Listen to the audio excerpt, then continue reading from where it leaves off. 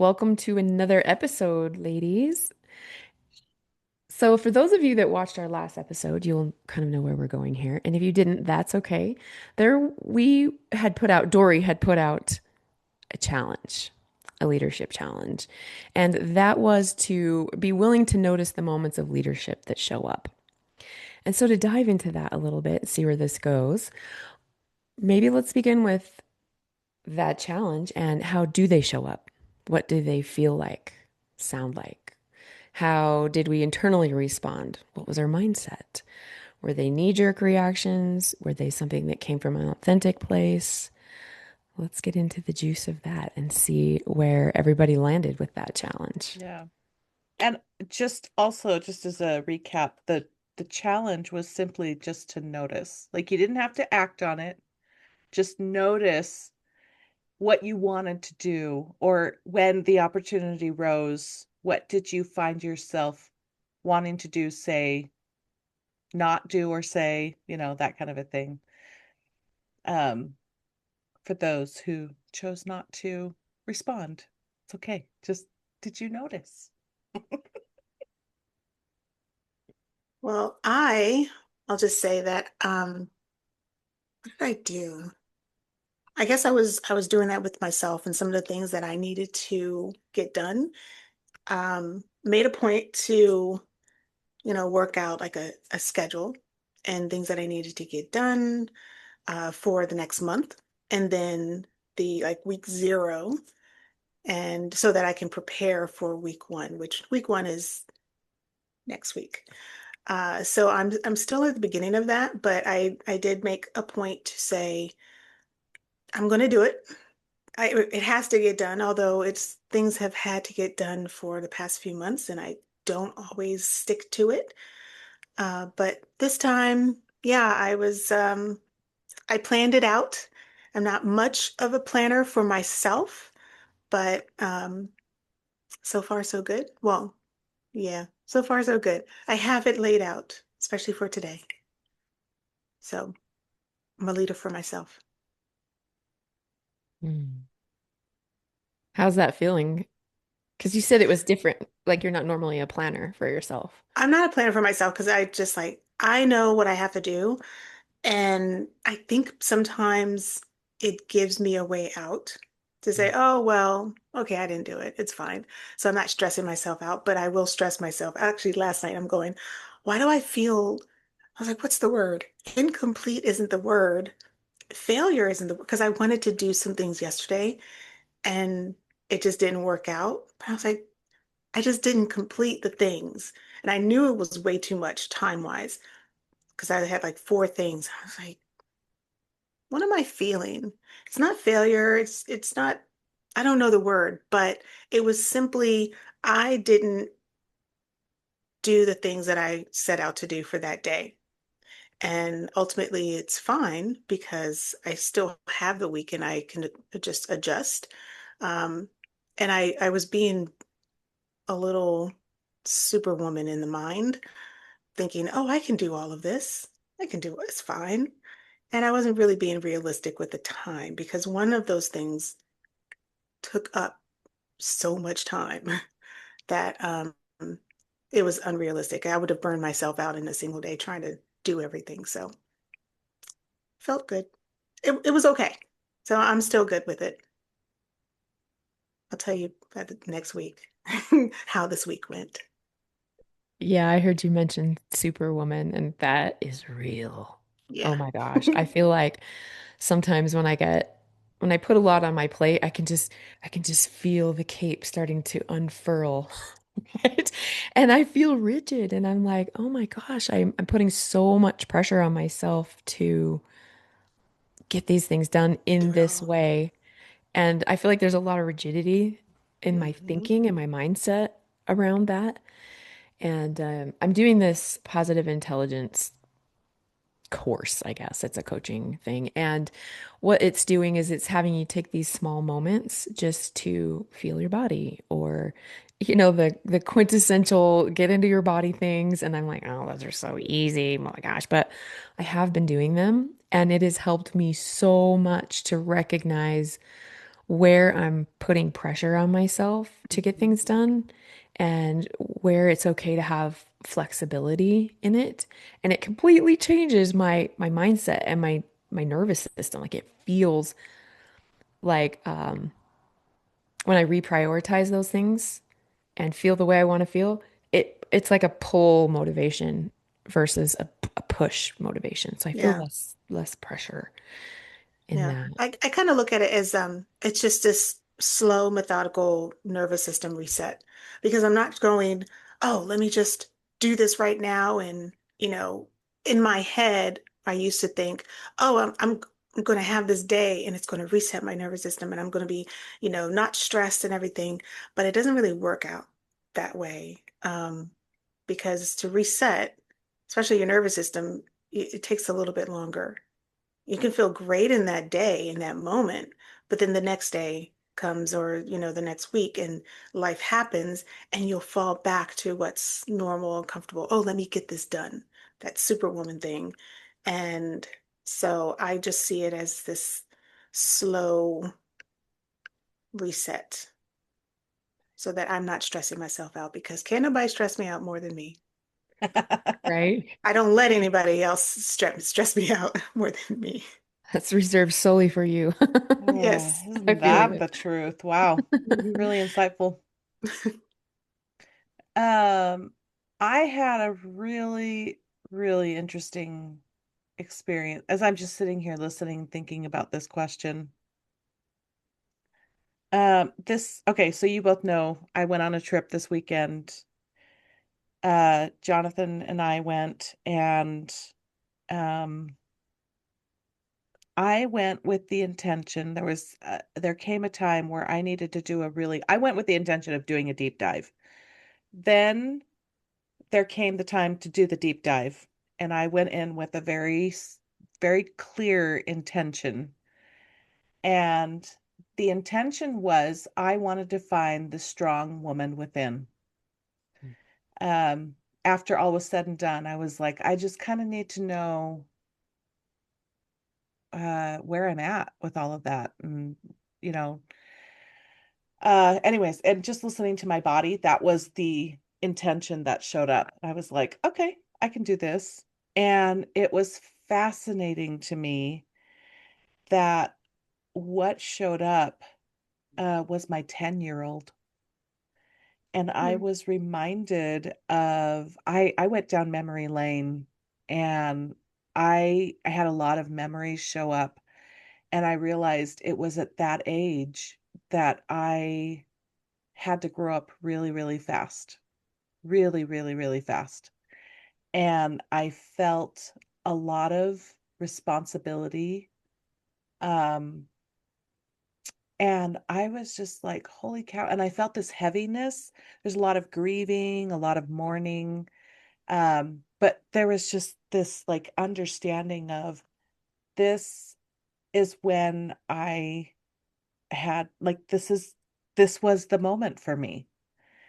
And I was able to trace back every decision I've made as a leader came from the reality of when I was 10. And it just really, really fascinating how that those experiences around that time in my life became center stage for all future leadership experiences. So I don't know. I'm really proud of my 10-year-old.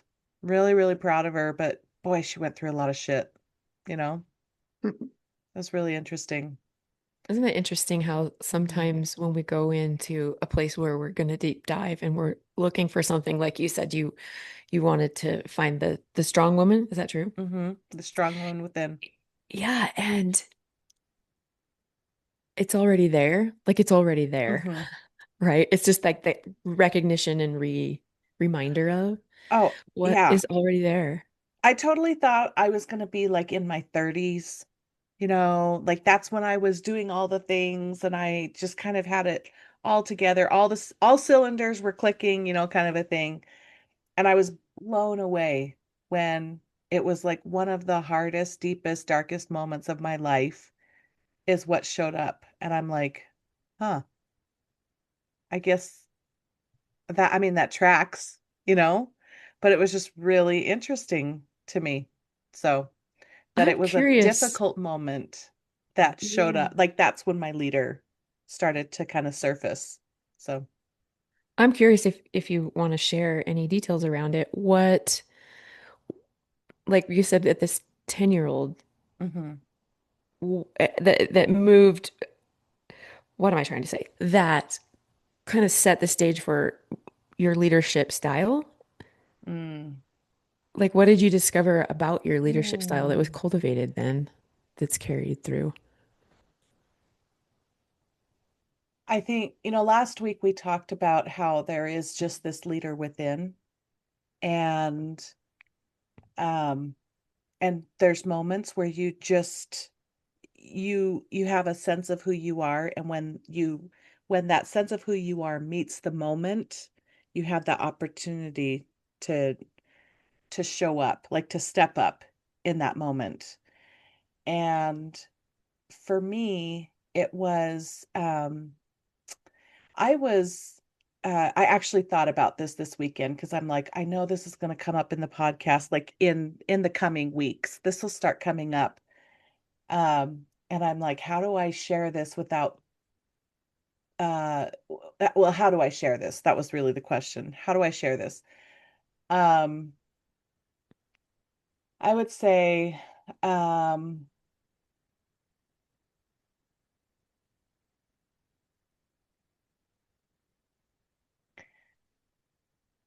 I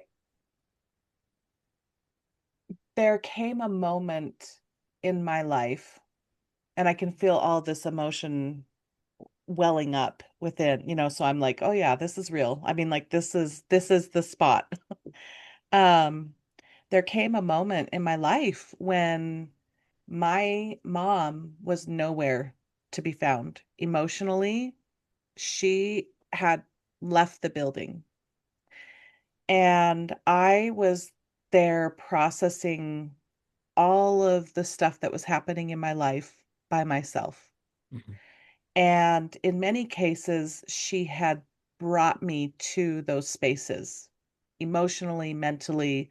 She had brought me to some really, really tough spaces and then was not there when I needed to um, know how to navigate through it. And I've thought a lot about how I feel like there's a generation of women who went through this. I know that I'm not alone in this. And so there was that. And then it also was not safe to tell anybody that I felt lonely. And it wasn't safe to tell, it just wasn't safe to talk about uh, how I was really doing.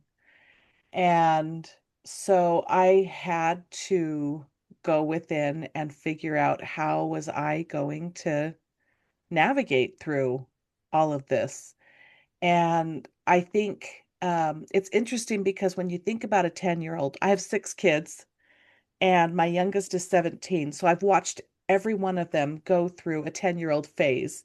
And I think, oh my goodness, how in the world did I do that at 10? Knowing the the childhood that a 10-year-old still should have. And um, just I don't know, it just happened. I think there was a part of me that wanted to engage with that part of life, but there was the need to be kind of mentored through that phase. So I think that if I didn't want to connect to that part of me, I wouldn't have. Um, but because I did. But there were times when I mean, there were lots of bumps and scrapes along the way, lots of trial and error. And that is very much my nature, but I think a lot more than needed to be. Um, but I also can see it gave me a lot more confidence later on in life. Like I wasn't afraid to try things. Like, what am I going to do? Fall down? What am I going to do? Look silly in front of people? You know, I had already been through a lot of that. So it was just like I was willing to lead the charge on a lot of things later on in life and not think anything of it. Um, because I had to do it when I was 10, you know. So I don't know if that answers your question. I'm wondering if there's like a quality Mm. or a flavor or a style of leadership that was created from that Mm. at all. I think there was, um, I remember over the weekend, I kept reflecting on the idea that I had to know all of the answers before I even knew what the questions were. And I I know there was a phase in my life, probably about 5 years ago, where people would share things with me, and my answer would be, I know. I know that's the answer. Like, I already know this. And I found myself kind of being angry about it.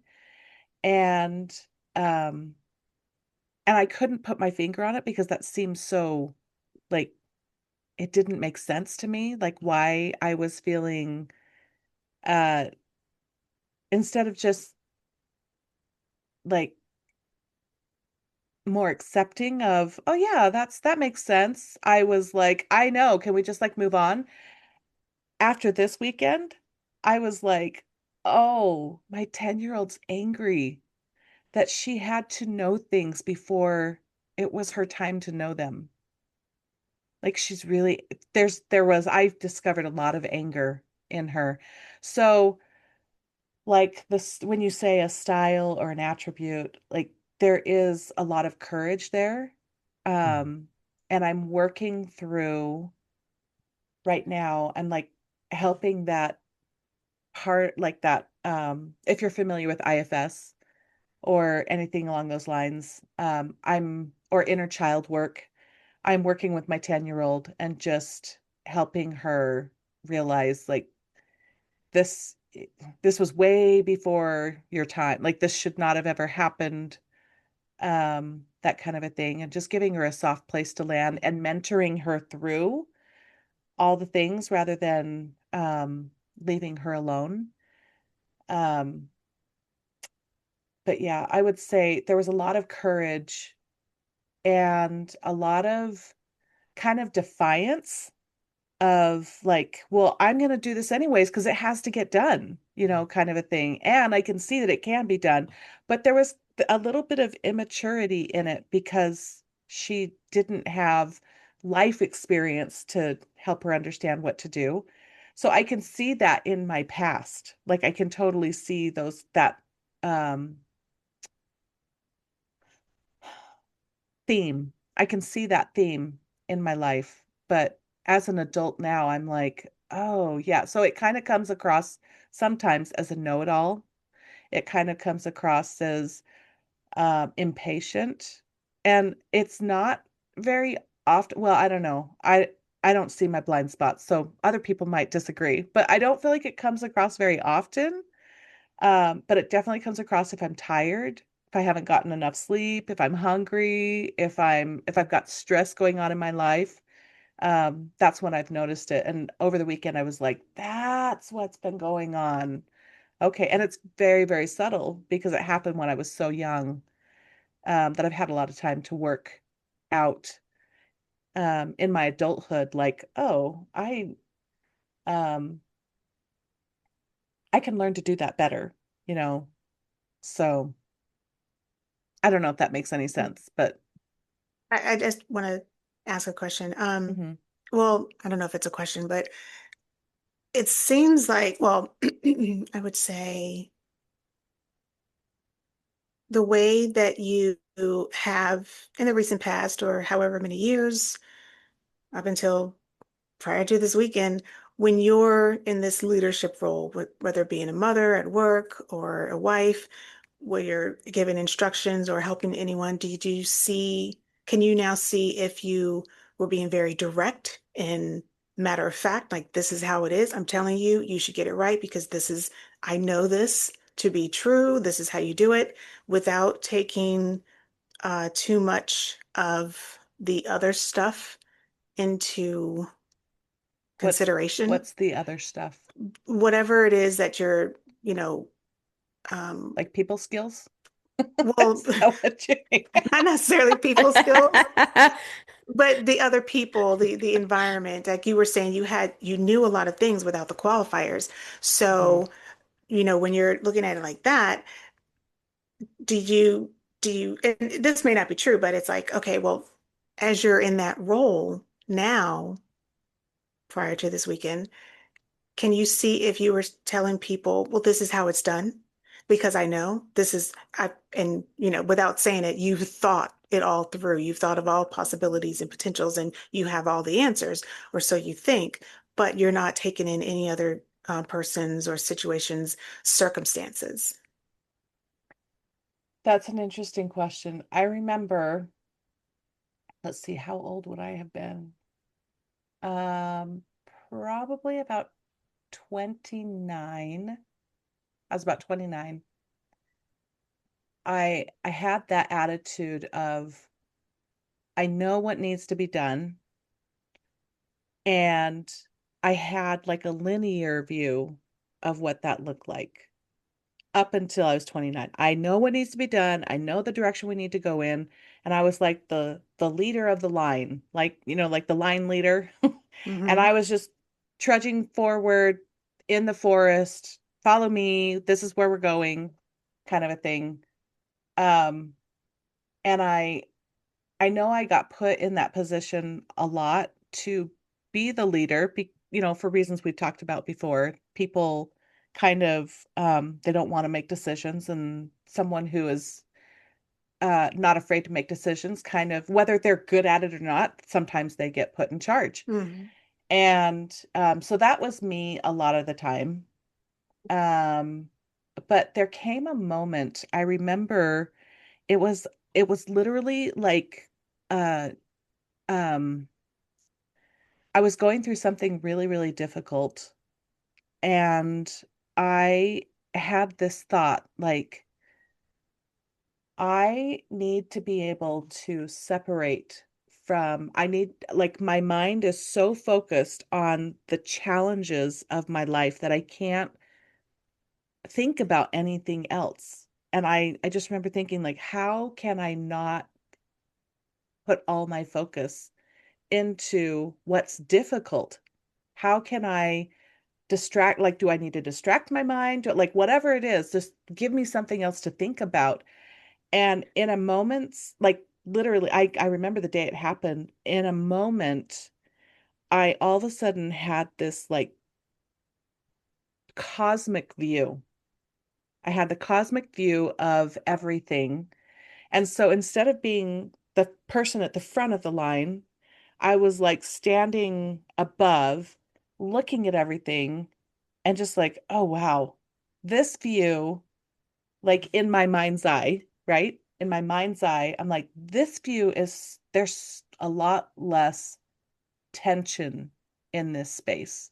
There's a lot less responsibility in this space. Like, I don't feel so responsible because I can sense the movement of people's intentions, and I can see that they have nothing to do with me and I'm not responsible for them. And It, I don't mean to interrupt you, but it's almost like this is what I'm getting. When you're at the front, you don't see yeah, all the stuff behind you. You you're don't see, totally unaware. right. You're in your own space, you're in your own head, and you're like, I know this is what needs to be done. Yeah, and you have your own agenda. Hmm. Yeah. But when you're have that cosmic view and you're looking at it, you're like, but look at everything else. Look at Mm-hmm. what's happening. Look at the people. Look at where we are. Mm-hmm. There may be other things happening in little bunches, and it's all still part of, this little tiny universe of whatever it is that you're Mm-hmm. working with, but you don't see all of that. So Mm-hmm. it's that perspective.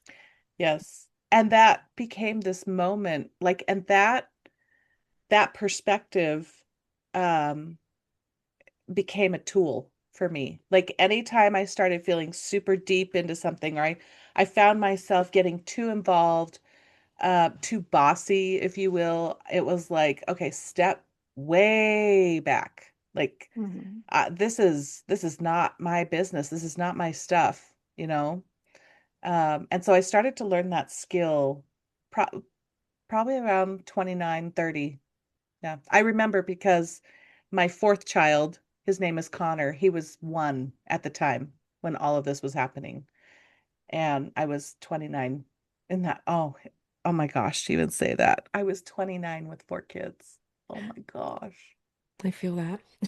Oh, I feel that. It's interesting you mentioned responsibility in relationship to leadership, and it kind of got some things stirring for me. It's like, oh my gosh, there's been a lot of times where, at least in cultivating of what leadership means for me, it was conditioned into me that leadership was responsibility.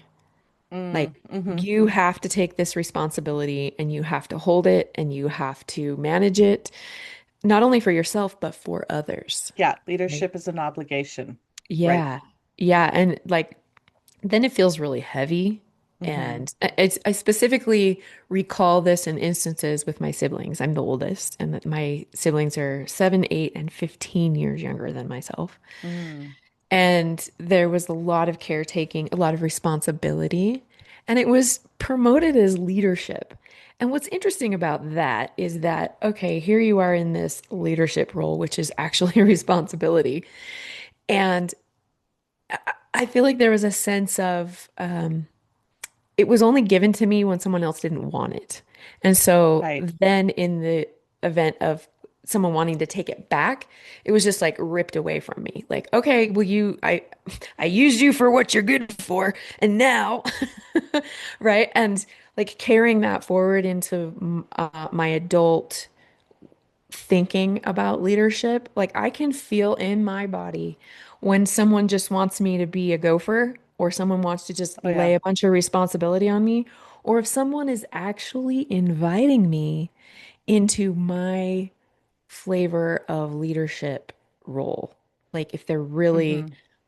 and not to bring human design in too much, but as a projector, that's one of those projected things where I really truly do have to be invited in order to feel like that power button click in, and then I can Mm-hmm. use all my resources to show up for that. But that's an interesting insight for me. Yeah. This whole weekend I've just been thinking about in terms of my experience. I'm like, I wonder how many other leaders out there, like, um, how many other individuals out there had to tap into their leadership styles as children and never really got to cultivate that because they didn't, it was like trauma instead of, um, a natural, organic, uh, life experience, some sort of being mentored into it. And I thought, I wonder how Initiation. many, Yeah. what? I said initiation. That comes Yeah, to mind. Yeah. yeah, they were initiated into it. It's a really good word. And I just, it really made me wonder, specifically women. And I really was, so I was born in 76, and I'm like, what was going on for women in the 70s that would have created this? Like, that's been my question. And how many other women do I know? Because I feel like I know quite a few who have been through similar experiences and haven't really been able to tap into um, that, anyways, just the journey I went on was very intentional. And if I had not gone on this journey, I would not have ever known this about myself. So I wondered how, but it's been sitting there, Mhm. all of this, the emotion, all of it's been sitting there all these years. It was very relieving to discover why, what, how, when, where, who, you know, Yeah, it's really good all the to when things. you're able to pinpoint that time in your life or that incident, that event, that kind of make you say, oh, this is why I am who I am. This has made me. Whether it's a good thing or not, it's like this really captures who I became, if it's something in the past. Um, and it's really interesting, the whole being initiated into Hmm. whatever it is. And I think as far as the 70s, 76, yay. Um, you know, I heard someone say that a lot of us in the 70s, we experienced a lot of trauma, not necessarily the big traumas, but something that we wouldn't really consider traumatic, but it stuck with us. It created as who we are and how we live. So we're like, you either sink or swim. You either stand up Hmm. or you fall back. So if you became this leader because it was protection, it was defensive, it was I need to know what's safe for me, so this is what I'm going to do. And other That's, people, yeah, I was just gonna say that's an all or nothing mentality. That's really interesting. yeah. And some Mm. people really get it and or take that on because it's safe for them. And it tells them, I need to know everything that's happening. So I'm not surprised. So I'm not put in this space of um, unpreparedness, you know, Hmm. where they don't know what to do next or what's coming. And Hmm. then someone else is in control. And then there are other people who just go, well, that happened. And they get it, it incorporates into who they are. And I think that's actually kind of how I was. I can pull out, I laugh about certain things, but it's not traumatic. It's not this big, oh my gosh, why me? This is why I am. It's just like, you know what? That was wrong why, like, one of the things which I know a lot of us have, experienced. Why am I a child cooking for a parent who's just chilling in the living room? I'm like, I'm in the kitchen thinking, why am I here and not playing? The roles were reversed. But, for a lot of us in our generation, our roles were reversed. We became that, I don't want to say parent, but we had to look after ourselves, the latchkey kids, all of that, or taking care of the parents, doing all the things that help the parents live their lives and go to work and do all this stuff and take care of us. We took care of our younger siblings. Um, we had to do all that. And some may think, well, that's just how, life was. But those are the little traumatic events that shaped our generation, shaped individuals, and how you take those things that happen to you and what do you do with it? That all or nothing. I'm going to, and since we're talking, we're this is under the umbrella of leadership. It's like, Hmm. how are you going to go forward for yourself and with other people? And then others are just, it's integrated. It's just who I am. I can take control. I can just say, you know what, I'm going to fall back. It's whatever you want because it's just whatever is makes it easier for everyone because I don't really want to feel all the drama or all the anger and everything that comes up or the disagreements. Just do whatever. But I have also had it where I've been put in positions of what tell us what to do or oh, you're going to lead. You're going to, decide everything. And then I'm just like, okay, fine. Sure. I wasn't against it. And then it was kind of taken back. It was like, oh, well, we don't really well, we have this other thing. Let's do this instead. And it's kind of saying, well, why did you ask me to plan this or do this? When, I mean, if you didn't like it, not that they didn't like it, it was just, oh, I have another idea. Did you need like just like a jumping off point? Because you weren't part of it. And then suddenly you were. Sometimes So, leadership feels like taking an order, like a food order, mm, and oh, we don't like that. Scratch it. Let's do it again. But you're yeah, still in charge. right. I'm going to tell I you what res to do. Yeah, it's responsibility. Like, here, you carry the load, but I'm gonna make all the actual navigating Hmm. decisions. Hmm.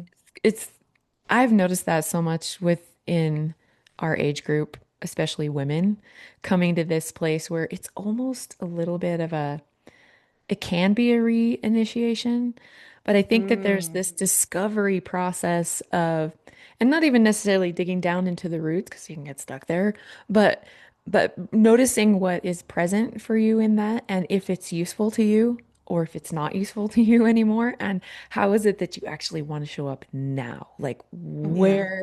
what choice do you have in that forward motion? And man, it's powerful, especially sitting down one on one with a lot of women who are in this space.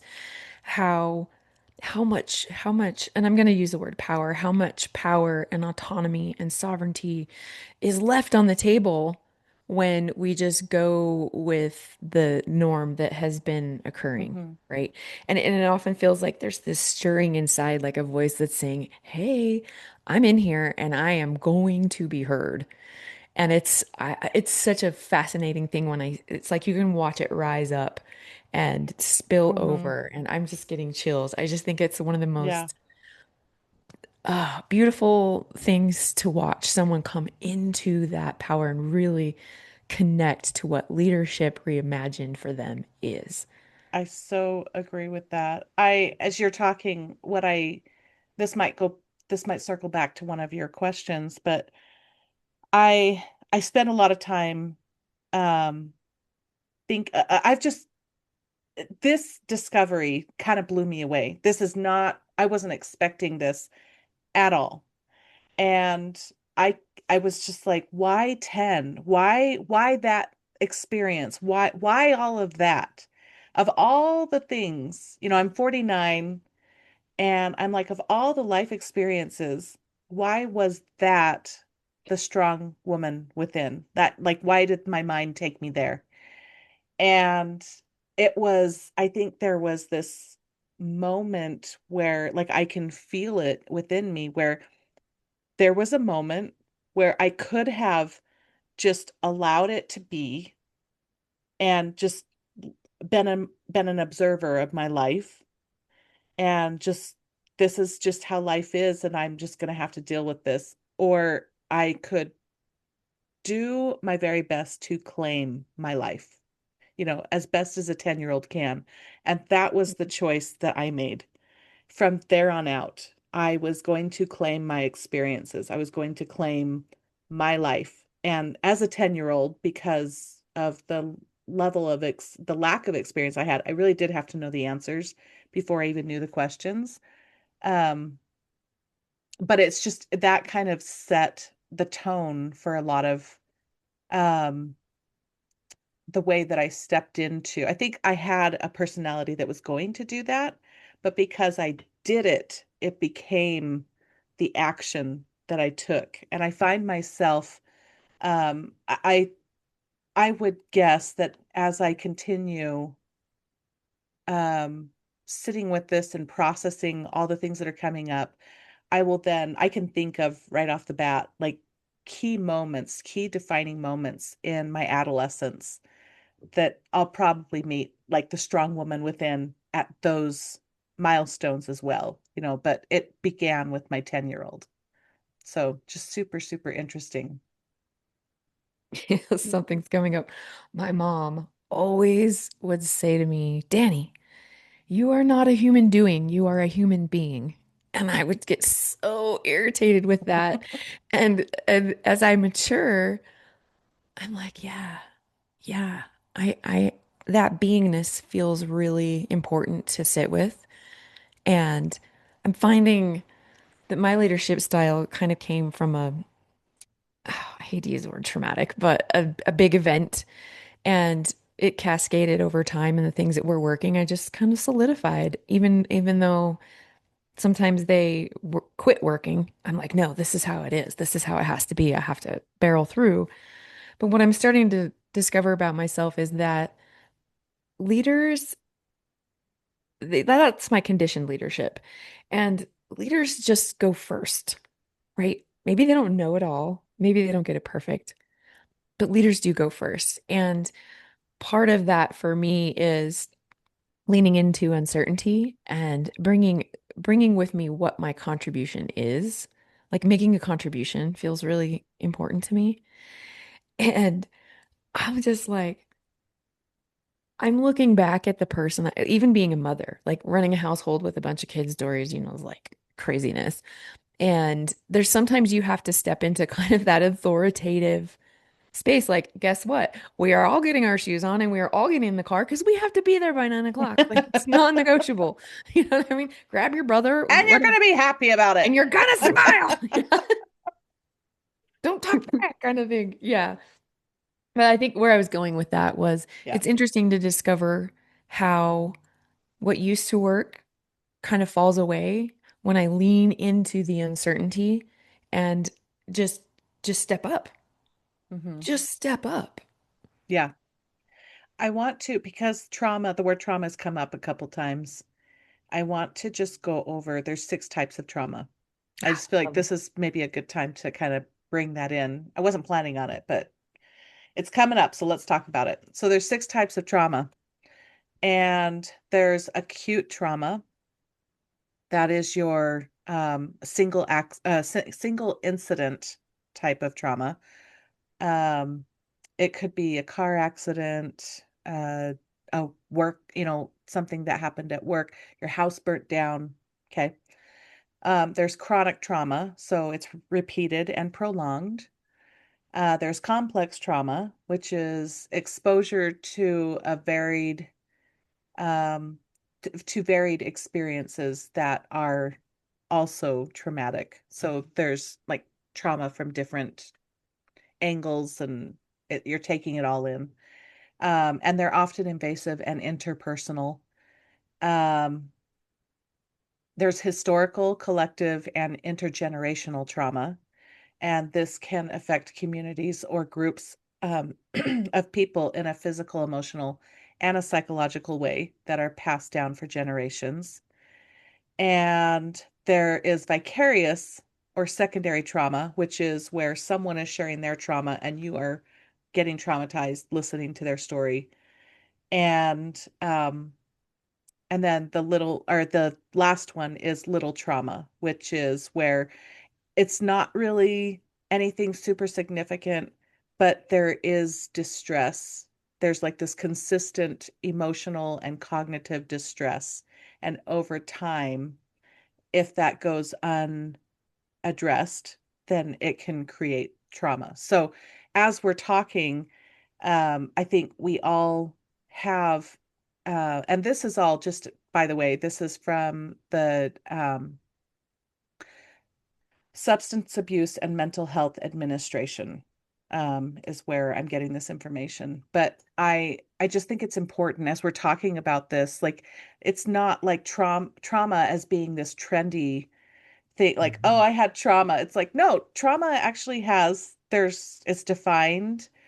There's 6 different kinds, and sometimes we don't realize some of the experiences we went through were traumatic. And at the same time, as we're talking about here, it is in those difficult moments where we get to find out how we show up. And that's probably what I found out this weekend was, despite what was going on in my life and how it was impacting me, I still rose to the occasion. And that was the strong woman within. Like those were the seeds of that leader in me. That it was fascinating. And I just kept thinking, while doing my own personal work, like how many other women have had this and have never even contemplated this concept within themselves, anyways. Yeah, I want to tag on to that a little bit. The trauma piece is that it can be something insignificant, something small, Mm-hmm. and it really they call it a response because it's how you respond to it. Mm-hmm. Something that might seem really big and significant to someone else and really impactful to them might not be so to me. So it really depends on how we perceive it and internalize it and respond to it. So it's funny, I think sometimes there's this comparison of trauma and really it's just how it landed with you Yeah, is really how big it feels and so how true. And the kind of support you had to, like, what kind of recovery did you have hmm heading out of it? Yeah. Yeah, because there's some that can kind of just from a somatic approach can come into the body and they're processed and they kind of move through. And then there's others that come in and, it gets stuck and it sort of, we carry it. We carry it Hmm. and then we often respond from that Yeah. over and over again. Because we're not educated on how to release it. You feel Right. this, you know, experience these emotions, and it gets locked in, it gets stuck. But not everyone can, as you said, can just let it pass through. And some people don't realize that they can do that, that they can release it. And they just go through their life holding on to it and becoming part of that. Like it's all enmeshed in who they are. And they're like, well, this is who I am. This is how I respond to things. That's, it's true because you haven't let it go. It's not meant for you. That's all. You were meant to experience it and then work through it, however it is, however, you're meant to work through it and then release it. But a lot of people don't get past that. Right. That is, as I'm listening to you, true, absolutely. Like I feel like that's absolute truth that you're speaking in that space. Like you got to let it go and figure out how to continue living your life rather than being defined by this moment. Mm. And yet at the same time, I I think the difficult part, and I'm tying this into leaders and the kind of leaders that you get, like people who um anyways, I'll finish what I'm saying. And yet when the moment is so big emotionally and so overwhelming, the idea of just let it go can feel Oh, so. no. No, I Yeah. don't, I'm not saying that's what you're In that saying. moment, no. But it's like inconceivable Hmm. sometimes when you're like, all I have to do is just let this go. But That's this, it.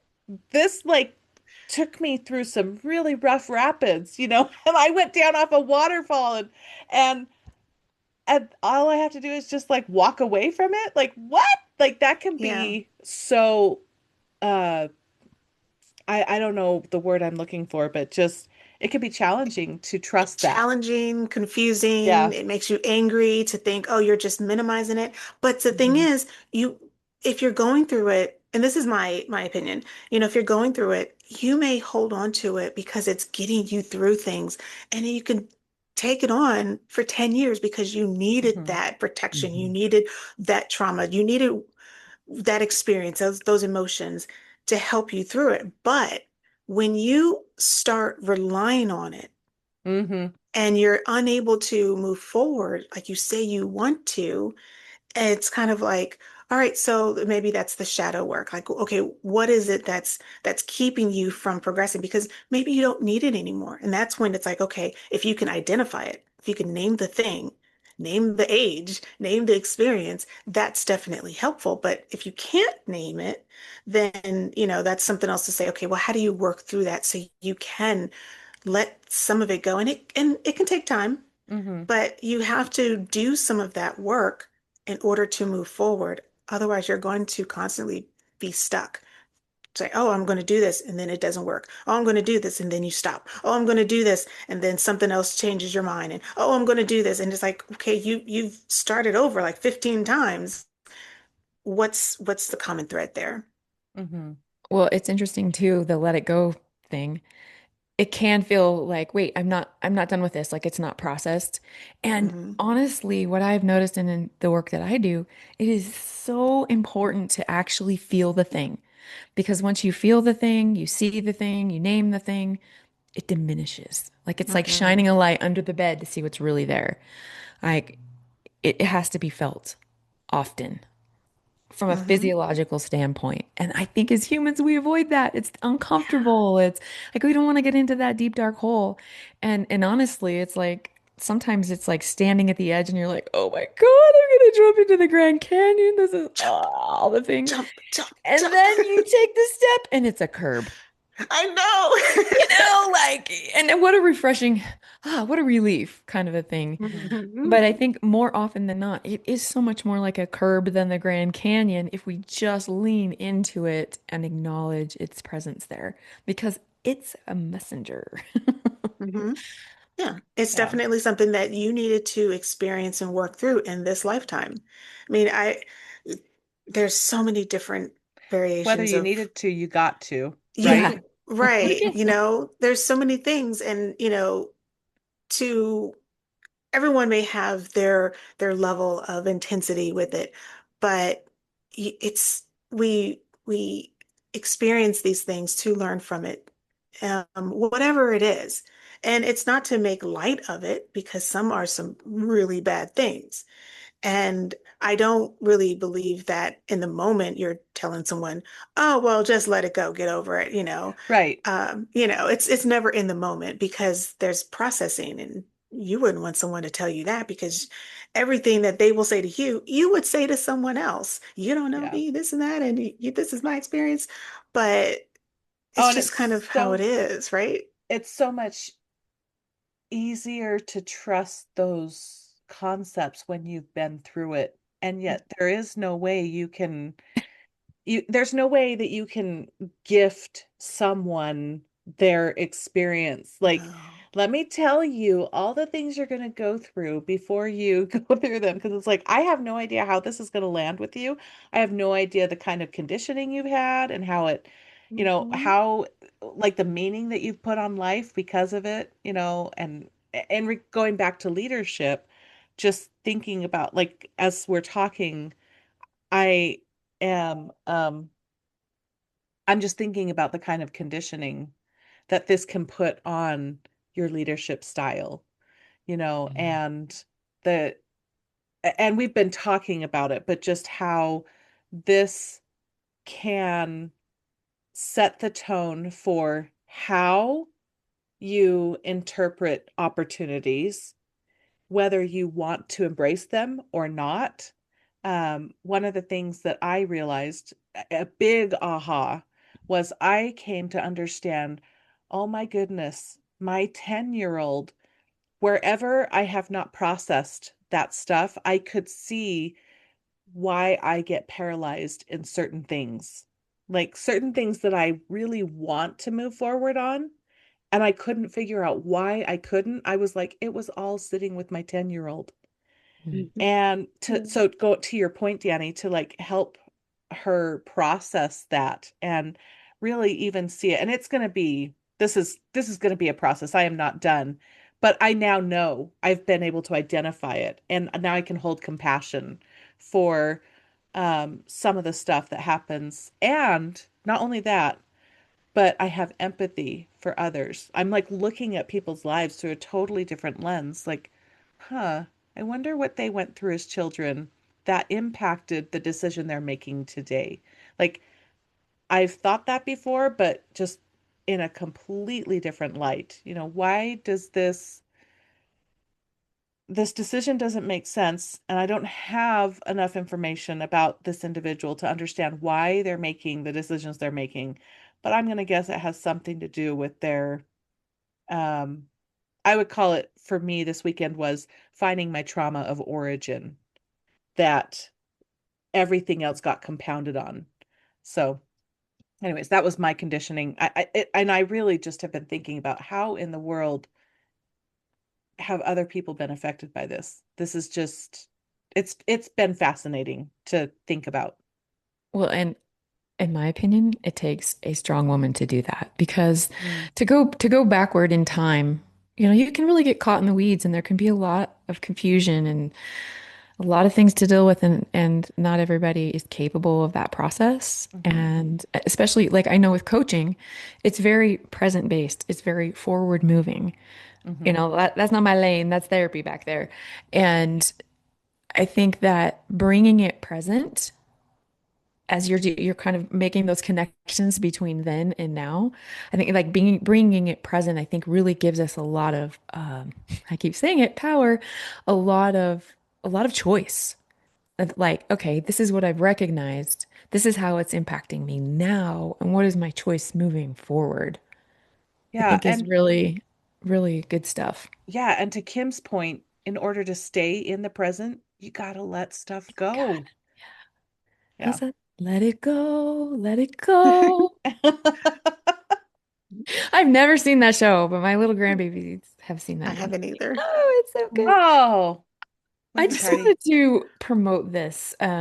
I think I showed it to you earlier, but this is called The Leadership Pause, and it's by Chris L. Johnson. And this is a beautiful blend of like reimagining leadership and different roles and spaces and bringing it into the body, using your body as a somatic playground, if you will, to guide yourself into letting some things go, adopting new things. I mean, I can't say enough about it. I have like all these little tabby things. It's been really fun and informative for me. So I How many just pages? how many That kind how of many helps me know, like, that's how how long many it's going to take me pages? to work through Let's that. see. Well, this is one of those too, I think you just keep referring back to. Like Right. I It's a read it through reference once. book. Yeah, and there's all these references. Is it in the 200 range, the 300 range? It is Okay. 273. Yeah. All That's not right. bad. But what's nice is it's got these different practices in it Hmm. and it really goes through it's a workbook. It's Awesome. kind of a workbook. So, We could yeah, work through that. Yeah. just a nice Anyways, tool. I I I did not mean to like make my experience this weekend my focal point. I appreciate you guys going on the ride with me. I did not mean for that. I just but it's been an interesting conversation. So, We opened it up and that's what came up. Yeah. So, thank you yeah. for sharing it. Mm, That's a real personal process. yeah. I Mm, said last time, not in the smoothest way, but essentially it's uh, be the type of leader you want to be led by. mm, And it kind of touches on that as well. I mean, you have your experiences, and well, everyone has their experiences. And so when you are chosen to be a leader or you are following someone, you're not going to follow someone that you disagree with or that you don't vibe with or, are aligned with. You're going to go to that person or that group that kind of is, reciprocating how you see life, how you view life, and how you mm, view whatever it is that, you guys are doing. But for you have this perspective, if you have that, oh, this is what happened to me, and this is what I did to become the person I am, to lead others, to lead my family, to lead my coworkers, to lead, this group. And then let's say you have a shift, Dory, as you did, you had this realization, and it can mhm, shift how you then go forward mhm. in leading. Or it can wreck you. You know what? Either way, it's a I've had It's shift. both. still a shift, Yeah, exactly. that's true. I've had both where I was like knocked flat on my butt. I was glad that did not happen this time. But it's a shift. It True. exactly is. And if Very it true. wrecks you, then it's like, okay, why is it wrecking you? Then you can go a little bit deeper, but Hmm. it's a shift that says what you were doing before is different, or you know why Hmm. you were doing it, and then you change, you alter it, Hmm. you make some adjustments. And that's kind of how I think we all are doing in our lives, with our lives. We're always evolving, we're always adjusting. If not, you need to kind of think about why you're staying the same over Hmm. 20, 30 years, because I think that's kind of impossible for anyone to stay the same. Um, but when you're put in the role or you choose to be in that role, what I'm trying to say is it should be natural, right? It should be who you are. Don't take on the identity of someone else because you think they're really good or they have all these followers or, they seem very confident, so I need to pretend to be them. And it just can come off very inauthentic. So be the type of leader that you want to be led by. So if you want someone who's just putting on a mask, then okay, you'll find it. But the ones that you want, the ones that you want to lead, they will leave you because you're not being authentic. You're not who they are. So that's kind of what I was Mm. trying to get to last time. And it Yeah. kind of goes into this too. No, I hear you, and I appreciate what you're saying. I have a question based on what you've said, though. Okay, so based off your question, Kim, I have a question I'd love Mhm. to um, kind of throw out to you to think about, both of you, all of us, and our listeners to think about in the next week or so. Just take some time to think about what is the thing that you do? What is your go-to um, practice? Kind of going back to that, it should be natural, the way Mhm. that we evolve and the things, how we discover, so that we don't get stuck in that rigidity and we're able to learn and we're also able to let go, all stay present. Like, what is it that you do? What's your go-to for how you stay fluid in those spaces and you don't get stuck? Mhm. Mm, A I very like it. good contemplation. I have an answer, Yeah. but I'll save it Ah. because I have an answer. I have a thought, but more may come from it.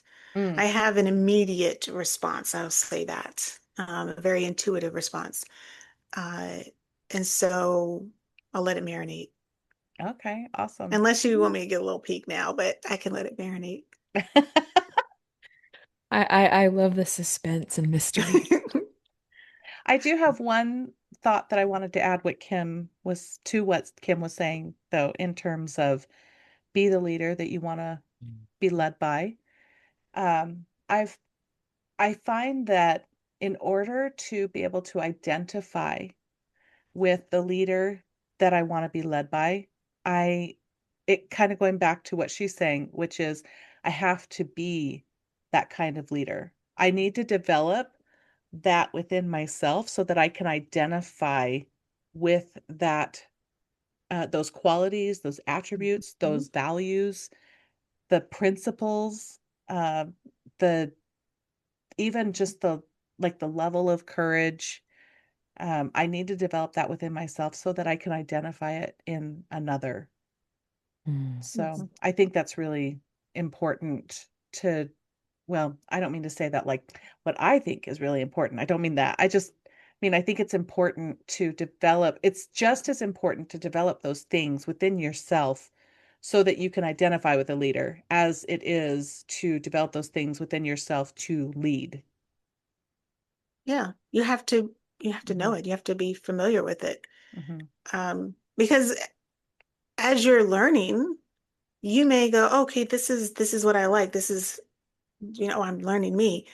And then you find someone that reflects that and you go, oh, is that what I sound like? Is that what that is? I don't like that. And then you may learn to say, I thought this, but having seen it mirror back to me, I don't like it. Mm, Yeah, it's a constant process of evolution and Mhm. a lot of self-inquiry, self-reflection, experimentation, compassion for yourself in the process. hmm.